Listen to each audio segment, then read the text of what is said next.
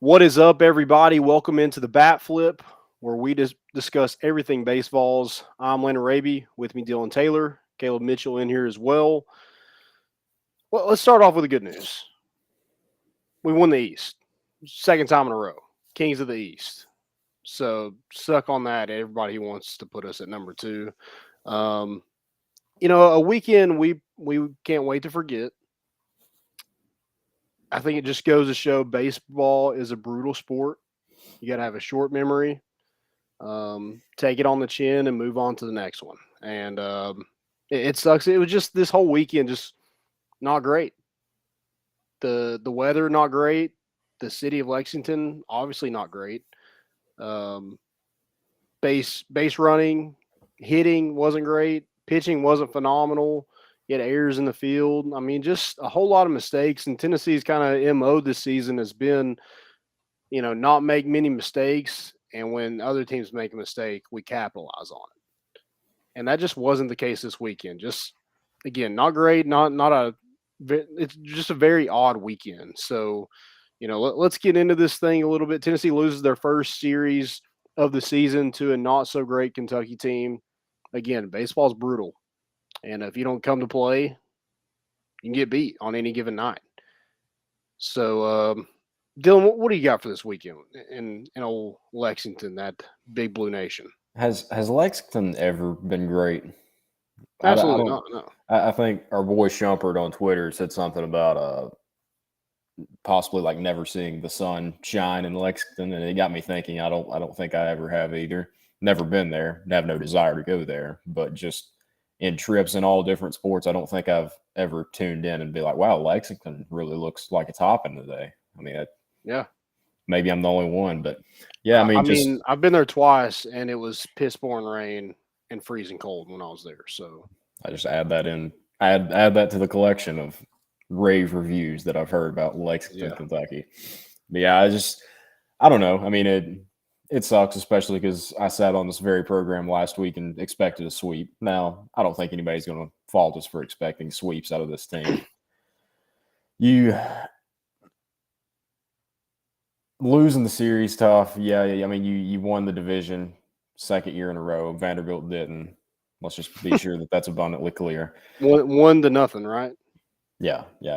I'll talk about that later. But the Vanderbilt fans that make it their mission to bring up Tennessee's downfall when you literally don't have a sport over us anymore. Like all you have is baseball for forever, and now that's gone. I'll get into that later. I'm sure we'll talk about it. But I mean, it was just an odd weekend. Yeah, I don't. Tennessee didn't look like Tennessee. They're still the number one team in the country, no matter what outlet drops them. They didn't play like the number one team in the country, but like we were saying before we came on, it's not a recency bias poll. It's a body of work poll. So they're still the number one team in the country. I was going to say you figured you would lose an SEC series at some point. You didn't think it would be this one, and as you got later on and kept winning them, you kind of did wonder, hey, they may not lose one, but I don't think it's the end of the world. I'll get into more why later, but I mean, it sucks now, but you still, the East is still yours. It didn't take away from anything in the grand scheme. So it's a bad weekend, but kind of just get out of Lexington. Yeah, and every game Tennessee has lost this season, including this weekend, has been freaking close. I mean, we left 16 runners on base on Thursday night and lost by one run in the bottom of the 13th. I mean it's like teams aren't beating our brains in when they beat us. It's by the hair of their chinny chin chin. So yeah, the people that are just like Oregon State's, they had a really good week. Cool. I mean, we've had a really good 4 or 5 months. Okay, like cool. Yeah, They've lost 9 games. We've lost 6. We play in the SEC. They play in the Pac-12. Could you imagine what our record would be if we played in the Pac-12?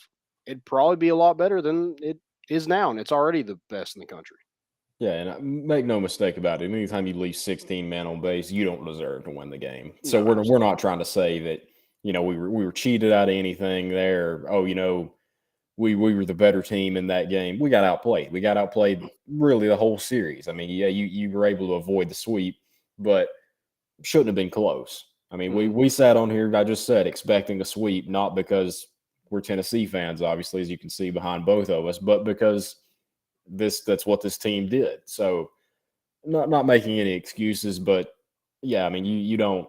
It was no surprise to lose that game. Yeah, for sure. And Tennessee was just kind of, we kind of mentioned it with that. Tennessee was its own worst enemy this weekend. You left 26 runners on base all weekend. We mentioned 16 in that Thursday night game. In 29 innings, had 10 hits through the first 22 innings of the series. I mean, that's just not. It's not Tennessee, and it's not winning baseball. You're not going to win in this league leaving 16 runners on base. You're not going to win in this league only having 5 hits in a game. So credit to Kentucky's pitchers. I thought they pitched really well. They kept Tennessee off balance, and some of Kentucky's hitters found some barrels and were able to hit. That was another thing. Tennessee's averaging 2.4 home runs per game going into this series, and they have 2 in the entire weekend, and both were late in the third game of the series on Saturday. Yeah, it's weird because we've seen this team. I mean, yeah, they're obviously far and away the best power hitting team. I mean, that's not a stretch to say at all when you're leading the country. But we've seen them win without hitting the long ball before, which is a good sign. Which is part of the reason I'm still not too worried about this weekend's result, because we've seen that it's not a live and die team by the home run. Now this weekend, if you hadn't watched Tennessee before, you may think that, but I mean, we've seen top to bottom that this lineup can work all parts of the field with power for contact and consistently do it. So, I mean, it was rough to watch just because you don't really. Kentucky's pitchers were good. I don't think they were just outstanding, though. It looked like we were just off balance the whole weekend and couldn't find it. Yeah. Yeah, and you mentioned last show that Tennessee is going to get hurt by opposing teams stealing bases. They stole 10 this weekend on Tennessee. I don't know if you can really mark that up as the difference in any of those games, but it did take an effect on Tennessee's defense. The pressure's on those pitchers. I mean, it just seemed they could go whenever they wanted to. And Kentucky's not a great base stealing team anyway. They got some pretty good athletes, but it's not like they have Enrique Bradfield Jr. or anything like that. So it was just a, head scratching, I guess is the best way to put it. Maybe they took advantage of the, bad weather and also Tennessee's pitchers being slow to the plate, Evan Russell being a new catcher back there. I'm sure all that played a part in it, but that just seems to be kind of the maybe Achilles heel of Tennessee. Yeah, I mean, it's the only thing that, yeah, I've said it before. It's the only thing that gives me long-term concern. Like this weekend, yeah, I mean, you didn't hit well. You didn't do anything well this weekend, though. So it's hard to pick out an outlier, but the one outlier is the fact that if they get a runner on base, there's a very good chance he's getting a second at least, which is demoralizing for a pitcher to give up a single and know that it's probably you're basically giving up a double more times than not. I mean, it's the not hitting this weekend, the fielding errors that doesn't concern me because we've seen that's not who this team is. The consistently getting beat on the base paths, really not us anything to do with our base running, just not being able to stop them. I mean, yeah, I said it before when we had that question. Do you think it hurts us? And I said, yeah, it's not a fact of if it's going to hurt us, it's when it's going to happen. So, I mean, you saw it this weekend. I hope that we can fix it before the tournament comes around. I don't know that there is one fix, though. I mean, the pitchers need to be quicker to the plate. But even I feel like if they were, even with that, I haven't seen Evan Russell consistently show that he's got a good arm that can consistently put it on the money. That's not a knock against him either. It's just I haven't seen him yet. Yeah, and props to him for even being in that position. But I mean, this is big time baseball. So teams see any kind of weakness, they're going to utilize it. And the amount of runners that it just feels like it's so easy to take third base. and that shouldn't be the case. Right. So Evan Russell, I think defensively, other than obviously that, I think he's been fine at catcher. It's just that one little part in his game, which turns into a big part when you're not able to get anybody out. Has really kind of hurt Tennessee a little bit. And going back to the transfer portal, they get a catcher from West Virginia. He retires from baseball. It kind of put them in a tough spot to land somebody. And I think that's a position they have to address next year too.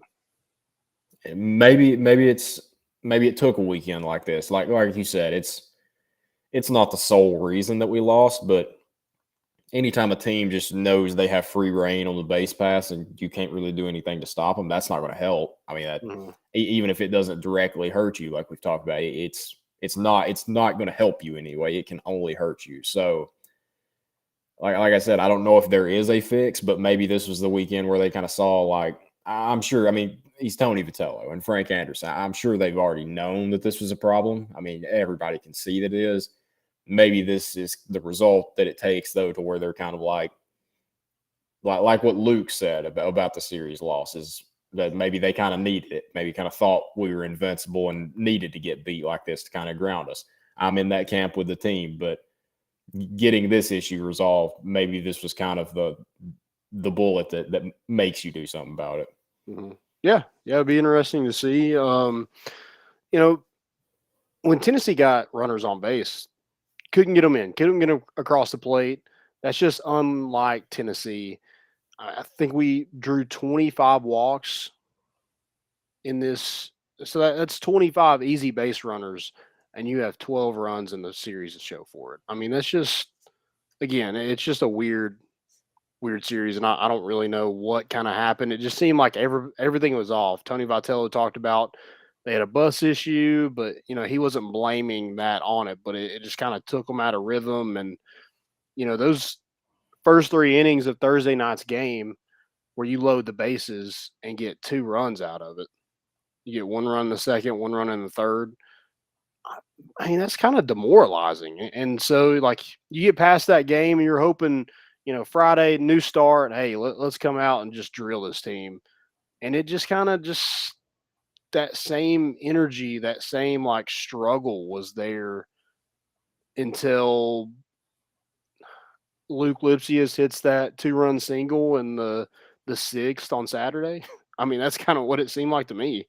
I mean, what Thursday night, I think Beck, Lipscomb, and Gilbert were all 0 for at one point, 0 for 5. That's it. I don't think it's happened so far this season. And it's probably, if it has, it's been probably one time.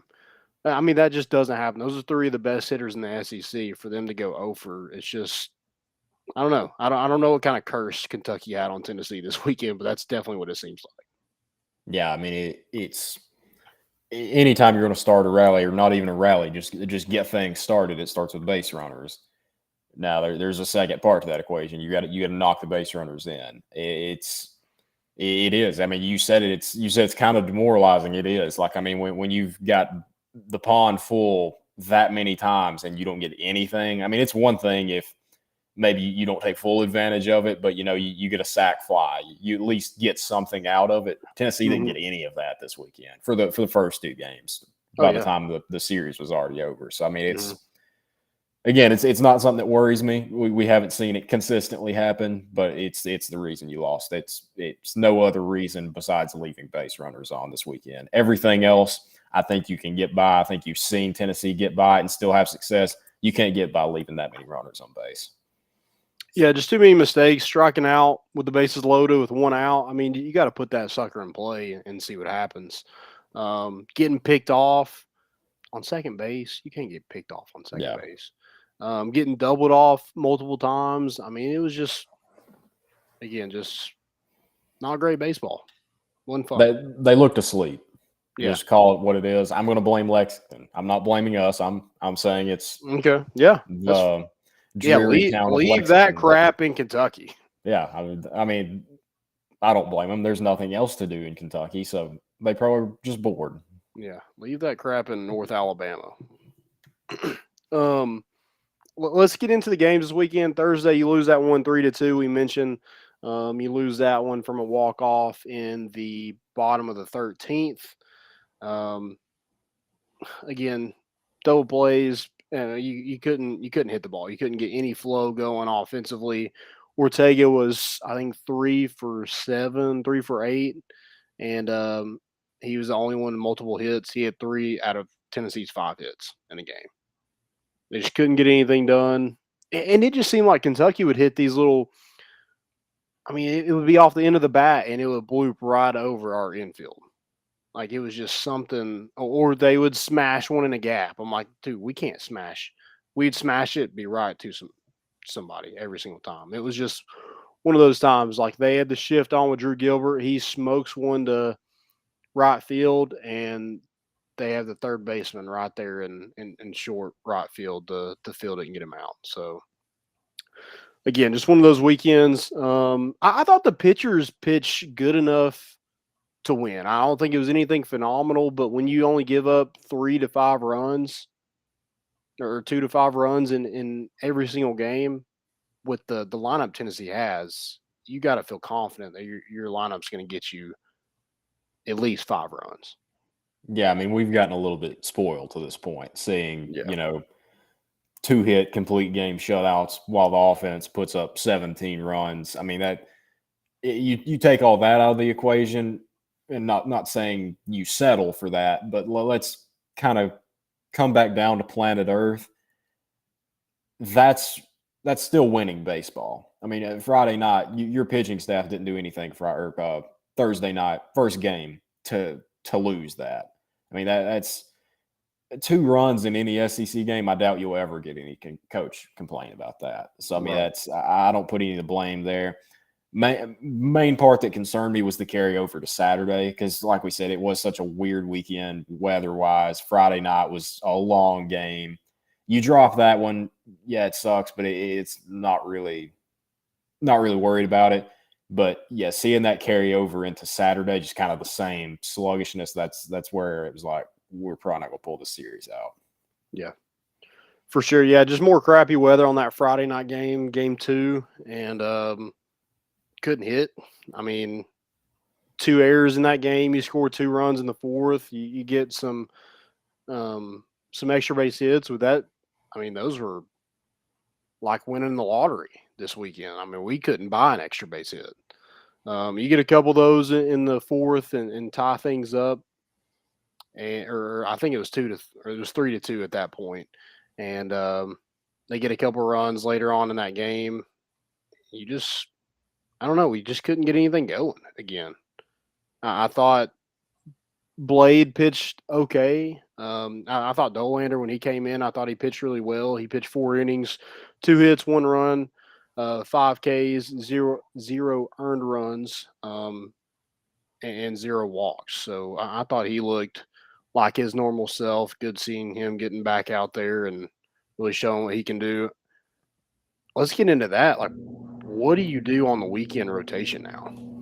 You've kind of seen it from everybody. Everybody's kind of healthy now. Like, what's your lineup? You just give it to me right now. To me, and I know it's probably a little more tricky with the postseason, but I kind of been thinking this the last couple of weeks. I may have mentioned it on here, a variation of it at least, is the mention that maybe some guys need some rest. I'm perfectly fine with you go Burns, Dolander, Beam. Then the next week you rotate in Blade with somebody. The next weekend you rotate. You don't have to move days necessarily. They can stay on their days, but whoever's kind of subbed out for one week can fill in that spot the next week. I'm fine with that. If you have 4 starters, at least, I mean, we've seen, I mean, you count Sewell in there 5. I mean, we having 4, you're probably not going to need him to do that again this year. But in a tournament where it becomes a grind after being a grind all season, we've kind of been talking about it all year about having 4 starters and how do you cut it down to 3? Not technically, but I mean, pretty much. I'm fine with just use all 4 and every weekend just rotate somebody out. Now, obviously, you don't pull somebody just for the sake of rest if if they're on a stretch like Drew Beam was earlier this year. Obviously, if he was tired then, I mean, he didn't look like it. So I'd say whoever just get 4 of them. I mean, they're not. I don't think any of them are going to be selfish about it. If I'm Tony Vitello, I'm pulling all 4 of them in before every series like that, just saying, be open, be honest. I know it's probably going to be tough to get an answer out of them because they're all competitors too, and they all want to be out there. But who needs a week? Like who needs to skip a start right now so you're better for us next week moving forward? Like who needs this the most? And just work all 4 of them then. Yeah, I don't hate that idea. I was going to kind of allude to just kind of go back to where you had it with Burns, Dolander, and Beam. But yeah, I like what you said because I do think those arms are getting tired. Those young arms are getting tired. Beam and Burns, I mean, even Dolander too. But he's had a little bit of rest here since he got hurt against Alabama. Yeah, it's just a long season, and those guys. I mean, Beam hasn't pitched as much since probably ever. And he didn't 13. Yeah, I mean, he didn't pitch when he was a senior. Didn't pitch that much when he was a junior because of COVID. So it's a lot on those kids' arms. So I don't know. I mean, it's a weird problem to have because you have these studs as freshmen, and no one really has that in the country. Maybe you've seen that at Vanderbilt a couple times or some other big time programs, but usually they got some sophomore juniors that can lead the way, and those freshmen come in as. But we got 2 guys that, like, how do you replace them?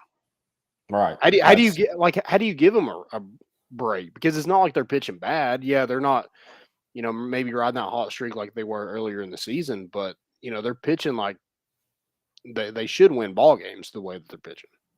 That's my other scenario is keep it the way you had it and make Blade. I think I've said it before. Make him like a Kevin Kopps role. Okay. Make him to where he can basically, if you're in a win or go home game and you don't get off to the best start, say you're down 3 or 4 runs after the first, second inning, and it's clear your starter's not going to get it done.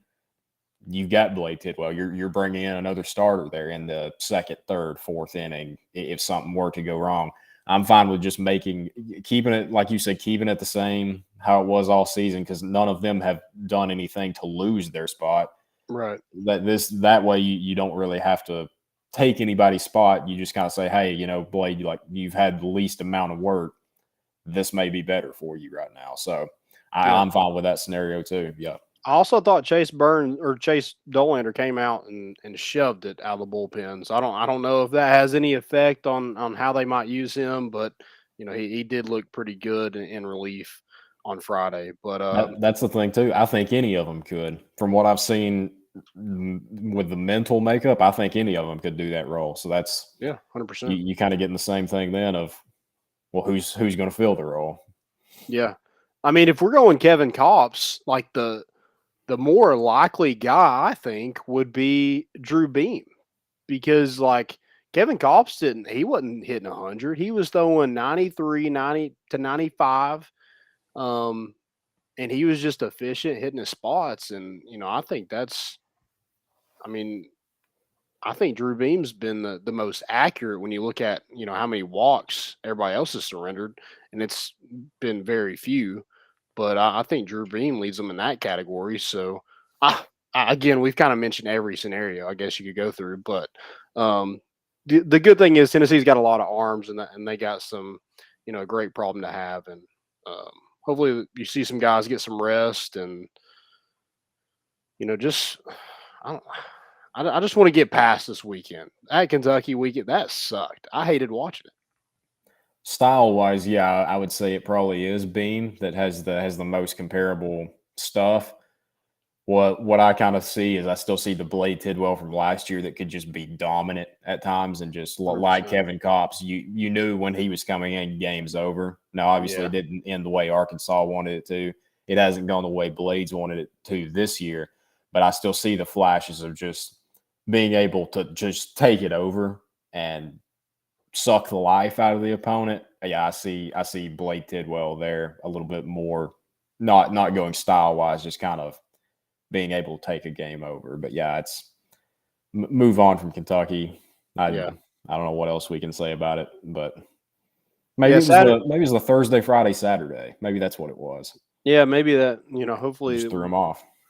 Hopefully we get it past us because we got 2 more coming. But yeah, we avoided that sweep. You get a big 2-run single by Luke, who had a rough weekend at the plate, but comes up big when you need him to. Just like you hope a 6-year guy would, and puts Tennessee up 4-2, and then the 7th, Mike Honcho just puts you on his back. Hey, here's a little icing on the cake. Let's get the heck out of this place. And I thought Redmond was phenomenal out of the bullpen this weekend. He pitched on Saturday, got the win. 3 innings pitched, 0 hits, 0 runs, 2 walks, 2 Ks. I thought he looked like one of the top stoppers in the country. And he ain't working with triple digits or even close. So the fact that he was able to get it done like that, I thought was, probably really good for him to get that confidence back up, and really good for this team in general. Mike Honcho, is that the most Lexington, Kentucky name of all time? Oh, for sure. I think it fits in a town like that. I mean, the whole state of Kentucky. I mean, you pick up a phone book. There's 800 pages of Mike Honchos. Lexington, Mobile, Alabama, somewhere like that. Mm-hmm. Oh, for sure. The Appalachians in Tennessee. Yeah, it fits. Yeah, I loved what I saw from Redmond. Did he have 8 Ks on the weekend? Did I see that right? I know he had 2. Okay, yeah. I mean, he continues to impress with his ability to. It's weird seeing a guy that's not an overpowering guy get as many strikeouts as he does. And I know it's the funky release. That's got to be what it is, because it looks filthy just on television. Mm-hmm. I want to ask you this: if there was one other thing besides the catching and getting people out on the base pass, what is one thing that you'd like to see? Maybe not change, but maybe improve or something like that on this team. One thing that's like it's not bothering you, but it every time you see it, you're just like, man, I wish that was a little fixed, because I'm a perfectionist. I mean, I would say it seems like there's some odd fielding errors at times on plays where you shouldn't have. But even that, I think I'm putting that more in comparison to MLB players. I mean, it's easier to turn a game on right now on TV and find an MLB game, even though it's terribly hard to watch the Braves, even though I'm less than 3 hours away from them right now. It's due to blackouts, because no sport kills their sport like professional baseball. But that's another issue for another day. You get what I'm saying? It's easier to turn on and watch professional baseball players play. So you're used to you don't turn into many MLB games and see just blatant errors like that. Mm-hmm. So some of the errors I see us make, it's bad errors, but I do have to remind myself, like, even though this team is historically good, they are still college players. Like, you're going to have more errors. So right. I really don't know. I'd have to think about that. That might be the answer. But as I say that, though, I'm kind of like, I'm comparing them to MLB guys. I see Trey Lipscomb make a bad throw at third base, and I'm comparing him to Austin Riley in my head, who has a cannon strapped on to his shoulder. So, I mean, it's maybe that. I'll think about it. I'll come next week with that answer. But okay. that's the only thing that's really maybe kind of a problem. But comparison's the thief of joy. So maybe that's just the only thing there. I think mine would be the lack of production from a leadoff guy. I think when Jared Dickey went down, I thought that left a huge hole in that lineup. No offense to anybody who's been up there, Christian Moore, Christian Scott, Seth Stevenson. But Seth Stevenson, he got the first hit, he got on base, and he gets picked off. It's just like, God, man, help yourself out a little bit.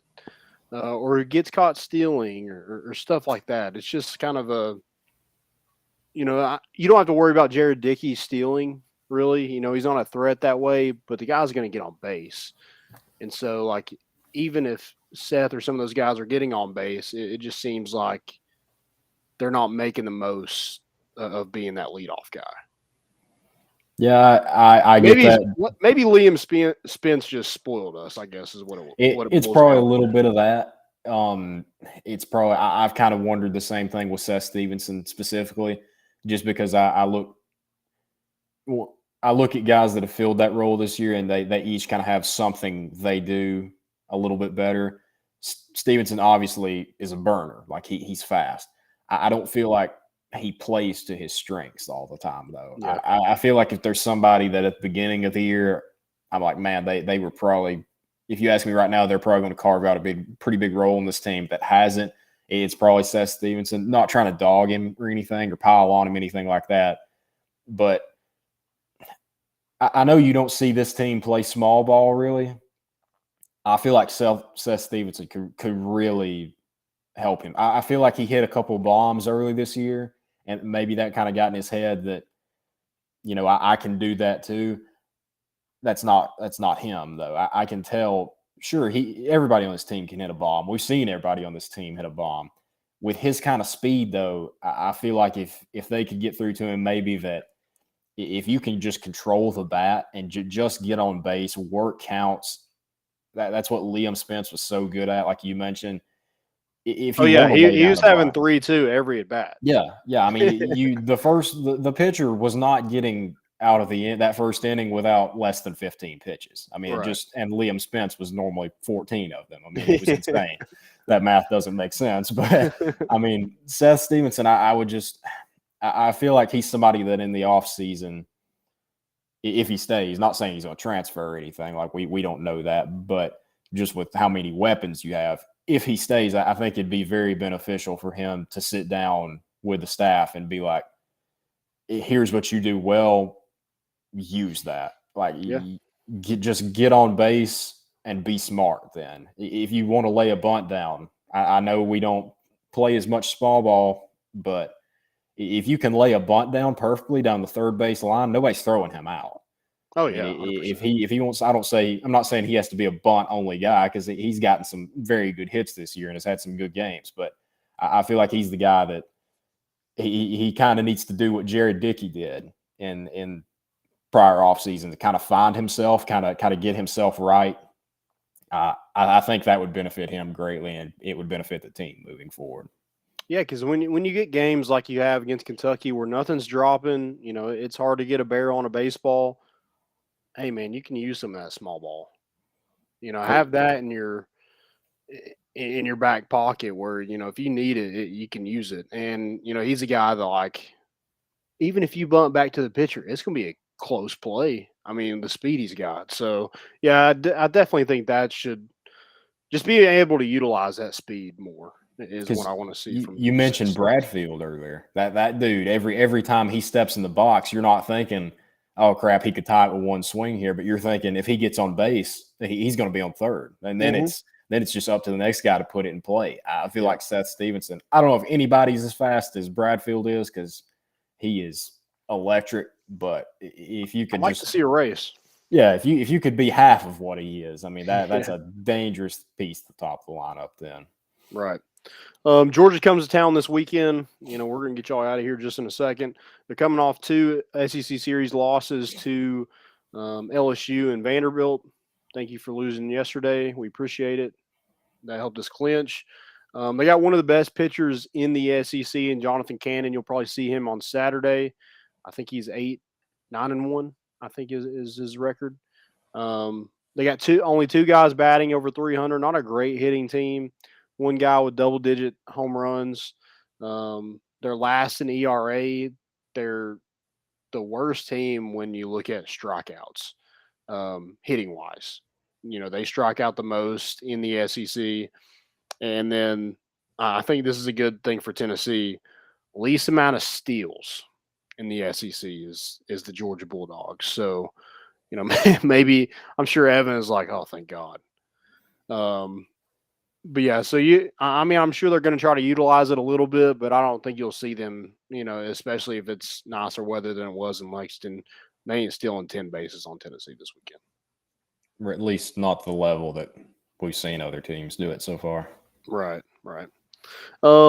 And they dropped out of the top 25, so they're going to come in. They're going to be hungry. They're dogs, puppies, whatever you want to call them. Well, let's get into our MVP real quick. I'll go Dolander just because it was in a loss, yeah, but yeah, I'm right. It wasn't that Friday. Was the second game, or was that the Saturday? Yes, okay, that's right. Yeah, it was in a loss, so I mean, it's tough. I mean, obviously Mike Honcho, but I gave it to him last week, if I remember right. I like seeing it from Dolander just because I wanted to see how he respond in extensive action to his injury, and he hit him and Redmond both. You could go with either one of them or Jordan, but I'll go Dolander just because I think it would have been easy. I think it would have been easy when he got hurt to kind of get down on himself, be like, I've had this great year. Is Blade going to take my spot now? And he came right back out and looked like the old Chase Dolander. So I'll give it to him just for his mental makeup as much as anything else. There you go. Yeah, I want to go Mike Honcho, but didn't get as many hits as I wanted to put him past Redmond. I'm going to go Redmond Walsh on this one. I do think Jordan Beck kept you in that game on Thursday night and kind of iced it on Saturday. But Redmond 6 innings pitch on the weekend, 3 hits, 0 runs, 3 walks, 8 Ks. Stud. Throwing 85. I mean, that's insane. Just lobbing it in there. Yeah. My gosh. Yeah, really big for him. Hopefully we're able to turn this thing around, put this series past us. Hey, the good thing is we don't have to play in Lexington again this season. Or next year. We're not playing next year either. Maybe those wipe Lexington off the face of the earth. I would. I don't know if you can say that on Twitter, but it's just a proposal. Yeah, right. Or maybe just play indoors. If y'all are going to have the weather that you do, we'll just play indoors. Bring back the Astrodome. No, I talked to a Kentucky fan that I'm acquaintance with. I won't say friend, but I'll say acquaintance. Good catch. He said that Lexington's the weather definitely pukes on itself. Oh, that was the phrase he used. So if I look up the weather in Lexington, Kentucky right now, and it's over 85 degrees there, I'll give you $100. I mean, how was the Kentucky Derby? So it looked gorgeous there, and it's in Louisville, right? How was it that bad? That was great camera work, Caleb. That's all that was. Dude, it looked gorgeous. I mean, and they play on dirt. Oh, I'm sure Louisville is a beautiful place. Lexington, though, it's where dreams go to die. Casting spells and stuff. Yep. I blame Rupp. This is all his fault. The racist. Yeah. Racist Rupp. It's just karma, and it's affecting us. So thanks a lot. But guys, that's all we got. We appreciate y'all listening. We'll be back next Monday, hopefully with a win over Georgia, and then we'll be a consensus #1 team again. I don't think you'll have to worry about that. So the Vanderbilt rider, she sucks. She's with a terrible outlet. The Tennessean is one of the worst papers of all. Do we even have papers anymore? Is that a thing? Yeah, who reads the newspaper? Yeah, right. I mean, whatever. But yeah, she's a trash can. If you're think Tennessee shouldn't be ranked #1, I don't really know what to tell you. The resume is sitting right there in front of you. So, guys, thanks again. That's all we got. Peace out.